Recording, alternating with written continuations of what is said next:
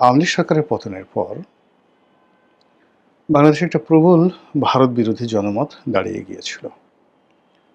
বিভিন্ন সামাজিক মাধ্যমে যারা সোশ্যাল ইনফ্লুয়েন্সার আছে তাদের ক্রমাগত প্রচার এবং প্রোপাগান্ডার ফলে আমাদের মনে হতো বা এখন অনেকের মনে হচ্ছে যে আমাদের দেশটাকে রীতিমতো ভারত ফোকলা করে দিয়েছে।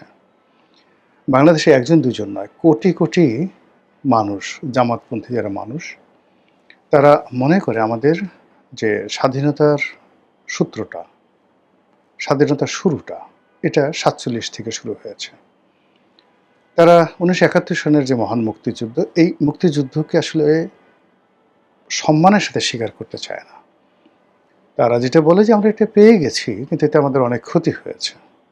আর যদি পাকিস্তানের সঙ্গে আমরা একীভূত থাকতাম, এই দুটো বৃহৎ মুসলিম জনগোষ্ঠী মিলে আমাদের এখন প্রায় ৪০ কোটি আমরা থাকতাম এবং আমরা এখন পাকিস্তানের সঙ্গে থাকলে একটি পরমাণু শক্তিধর দেশে পরিণত হতাম।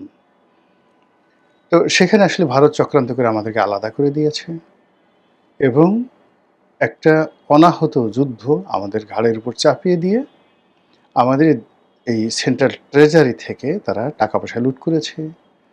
তারপর আমাদের অস্ত্রশস্ত্র নিয়ে গেছে এবং এটাকে একটা তাবেদার রাষ্ট্র বানানোর জন্য, পরকীয় রাষ্ট্র বানানোর জন্য ভারত চেষ্টা করছে। এবং এই যে প্রচার এবং প্রোপাগান্ডা, এটা আগে গোপনে গোপনে হতো, কিন্তু গত ২ বছর ধরে এটা একেবারে প্রকাশ্যে নির্লজ্জভাবে এই জিনিসটা করা হচ্ছে।